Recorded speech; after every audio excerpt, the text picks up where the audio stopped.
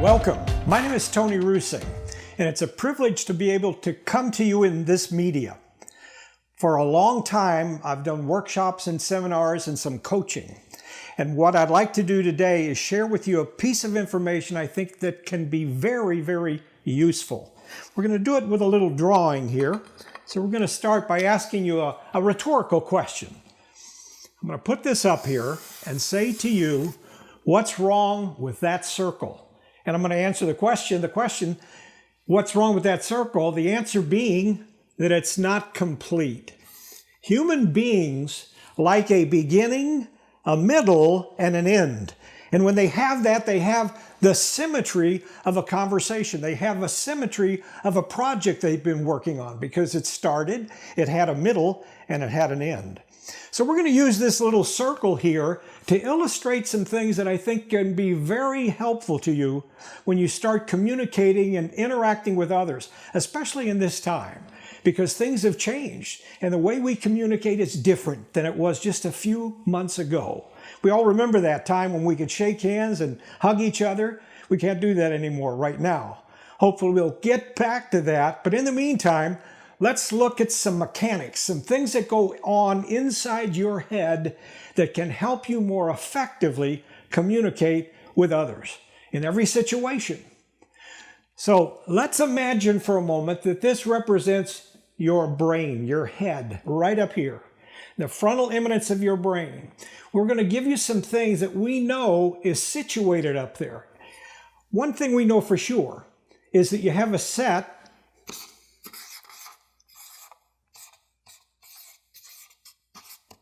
of beliefs. And those beliefs were established when you were a youngster. And they change a little bit through life, through the life cycle.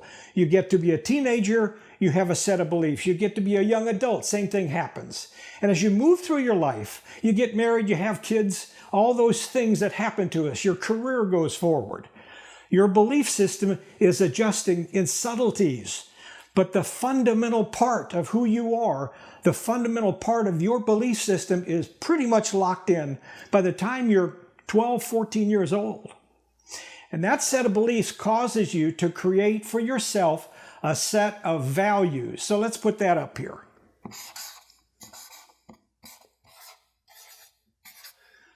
Your values are based upon your belief system, and that does change a lot in your lifetime. For an example, when you're a youngster, you can't wait to get a driver's license and the freedom of driving a car. And then you go a little bit further down that path, you get into your 20s, and now you can enjoy and indulge in adult beverages, for an example. And so you value things as you go through your life. And I remember when I was a youngster, when I was in my 20s, I had to have a sports car. I loved Corvettes, and I could not wait to buy one. And I saved some money, I bought the car, and I loved every moment I spent in that fast, fun vehicle. It was a great time. And then I got married. I had some kids, and I ended up with a minivan. Why? Because if you're hauling around 5 kids, you need something other than a sports car. So my values shifted from driving a Corvette to driving a minivan. And I remember some of my children at the time saying, "Oh, will you drop us off here instead of taking us right up to school?" Because they were embarrassed that we were in a minivan. And yet, my kids grew up, they got married, and guess what they have? They have a minivan. Why? Because they have 3 children. So the idea that we have a set of beliefs that's pretty much locked in, a set of values that subtly change over time, beliefs, values, we have a set of attitudes as well.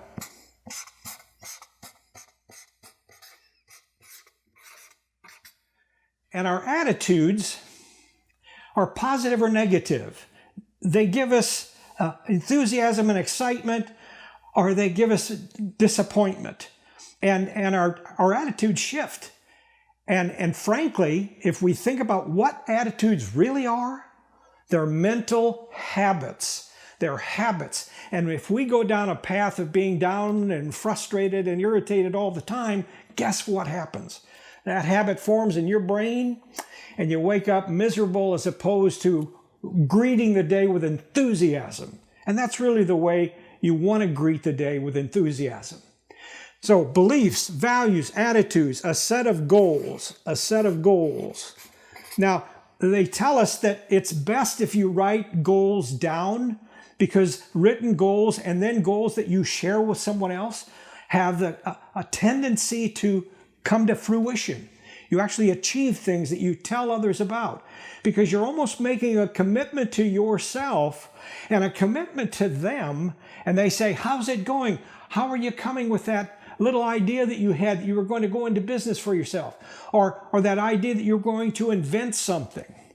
And when we do that, we're constantly seeking to push ourselves forward.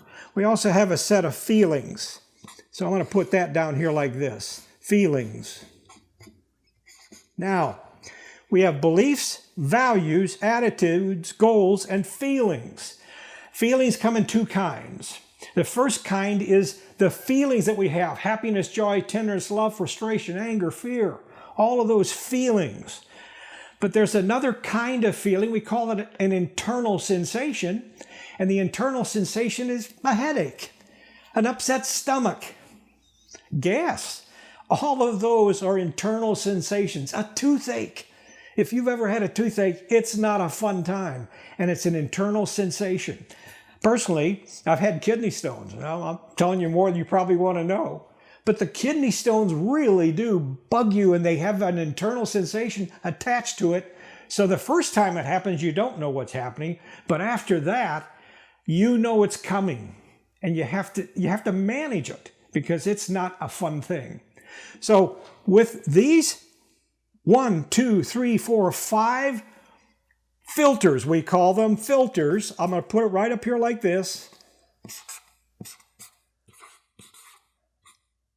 These 5 filters, we have bosses, traffic, weather, music, spouse, our kids, maybe it's a teacher.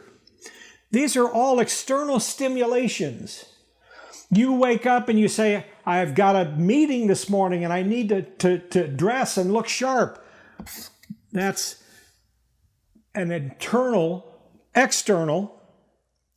that goes through a set of filters and comes out then in the form of the choices that you're going to be making.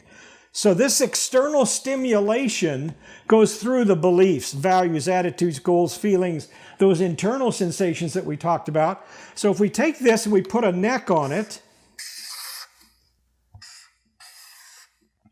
and we say that if you're having a good day, you get a different outcome than if you're having a bad day. And these external stimulators filter through all of this and come out in the form, according to a Harvard study, they come out in the form of a 7 plus or minus 2 day.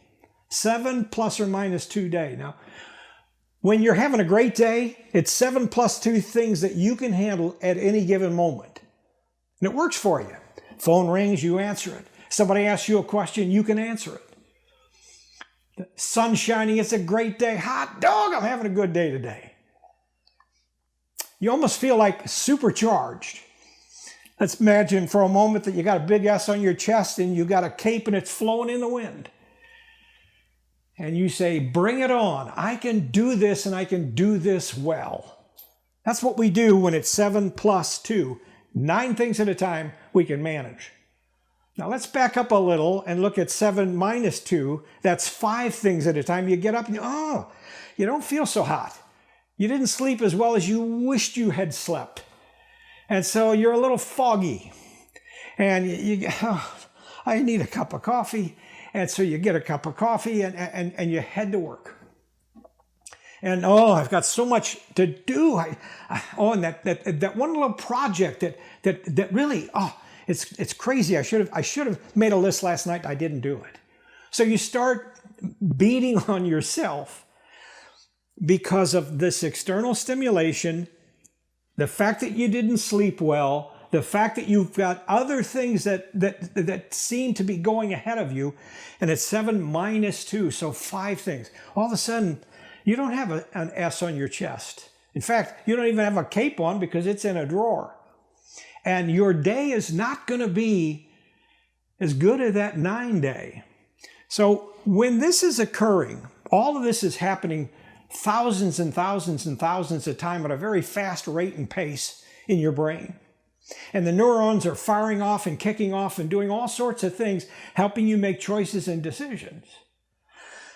So what we're going to suggest to you is that this forms for you a behavior. So let's just put that up here. It forms your behavior. And your behavior is always a choice. And when you choose something, when you choose this behavior, you're choosing to either choose a positive behavior or a negative behavior. And so on a 9 day, it's easier to choose constructive behaviors. On a 5 day, you're going to possibly, don't want to, but you may choose a negative behavior. Now, I bring all of this to your attention for this reason.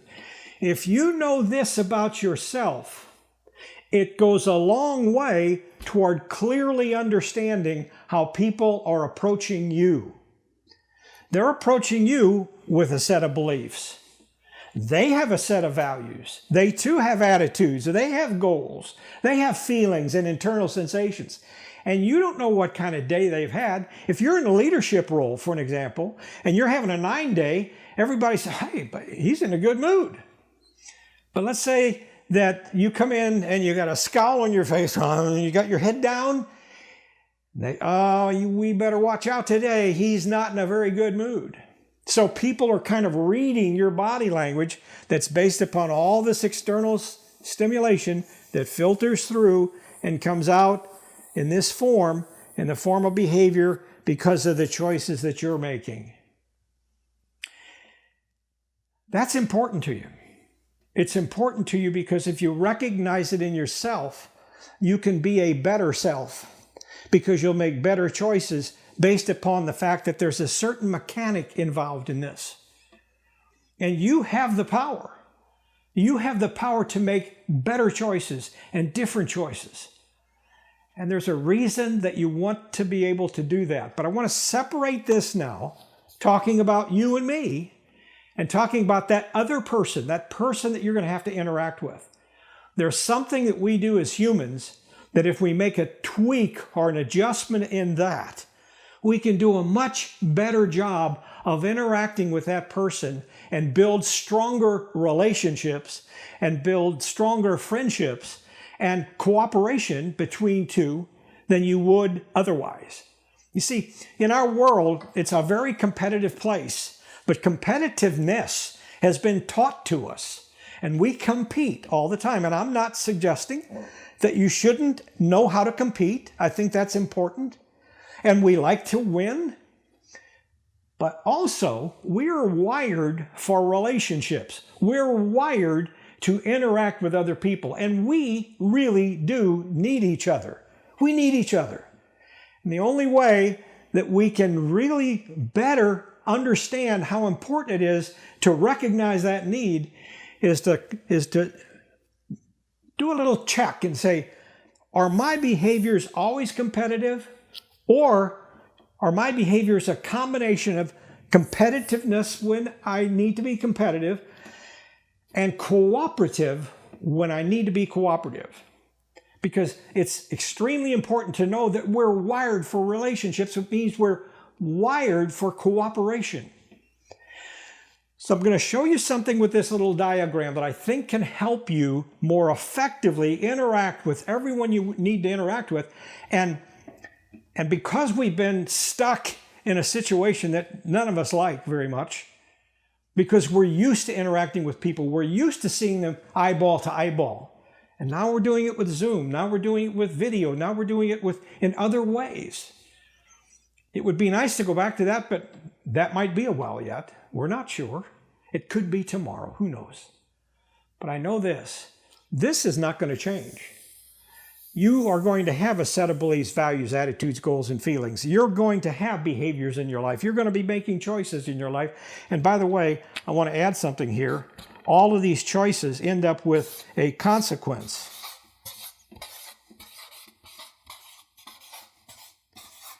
And a consequence is simply a consequence. It's not good or bad. It's the outcome. It's what happens when you make a choice. Sometimes you'll say yes, and sometimes you'll say no. Those are decisions. Those are based upon certain things that you want to come out of a particular situation. And that yes or no has a consequence. It's a behavioral choice that you made to say no, to take the action to say no. And behavior is always an action. And you're taking the action to say yes. That's a choice. It's going to have a consequence. You hope it's positive, but we don't know. Think of how quickly your world changed in March of this year. It changed rapidly. And that change came out of the blue. It was a surprise for us. But internally, we still had all of this going on. And if you, as an individual, me as an individual, had this going on, recognize that it's going on in someone else as well. And here's what I'm going to ask you to consider. Actually, I'd like you to do it. I'd like you to test drive this, because I believe if you'll test drive it, you'll see a difference. And I'll explain why. We're going to put this person up here, and here's the person right here. And we're going to say that what happens when we end up in a conflict situation, when we're struggling with something, we're having a heated discussion with someone, when their choices, their attitudes, their goals, their beliefs, their values are different than ours, and we are butting heads with someone.